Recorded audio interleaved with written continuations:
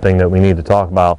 What are some of the things that you can do, once again, to save the cost of obviously something breaking down, or take it to a chainsaw place to get maintenance and fixed and everything else? You could do it with a file, or you could just take it to a shop and they'll do it like for $5, and they'll do it within 5-10 minutes. So you can just wait at the shop for that. You buy a new chain, that's pretty easy. And a lot of those places, I know the places that we deal with, they always have like a lot of deals, especially if you build a relationship up with the chainsaw place. I mean, you are a deer manager, you're going to be in and out of these places, and you build a relationship. And I know we get, not necessarily freebies by any stretch of the mean, but hey, 2-for-1 type stuff. Yeah, and another thing I do with the chainsaw is I like to take a paintbrush, some gasoline, just clean all this stuff up, maybe some parts cleaner, degreaser.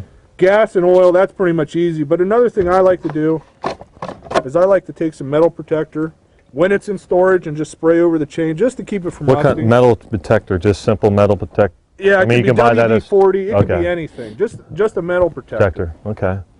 But that's pretty much it with a chainsaw.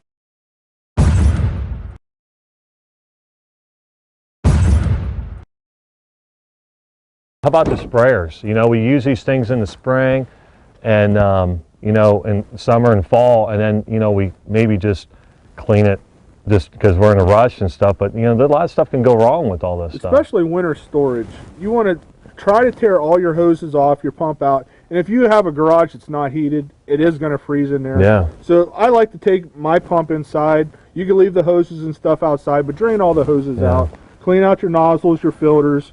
And when it comes to cleaning, either use a liquid soap or a neutralizer, depending on what spray you use. To get all that herbicide out of it and then stuff like that. Now, I tell you what, you real quick, is you mentioned, stuff will freeze. These things are, Tractor Supply and stuff like that, these things are not made to last forever. And every little thing that you can do, they're not throwaways, but they are throwaway type equipment. And I've had this plastic just crack because I didn't drain it properly. And but the big thing too is the nozzles. We sit there and we hook these things up come springtime, and all that sediment and the screen and stuff, you're sitting there spraying and you look back and one thing's squirting out this way, one thing's squirting out that. The big thing is do it now. You have to do it now.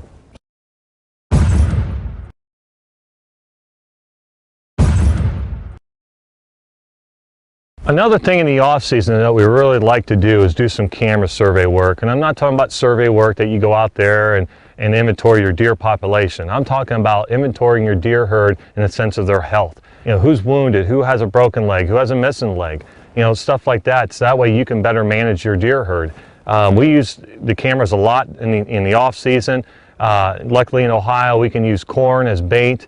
And it's a great tool to put the camera up on, and obviously deer are attracted to corn.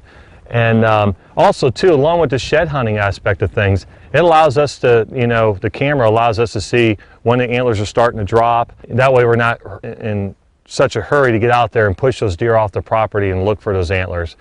Put some fresh batteries in there, cold season up north,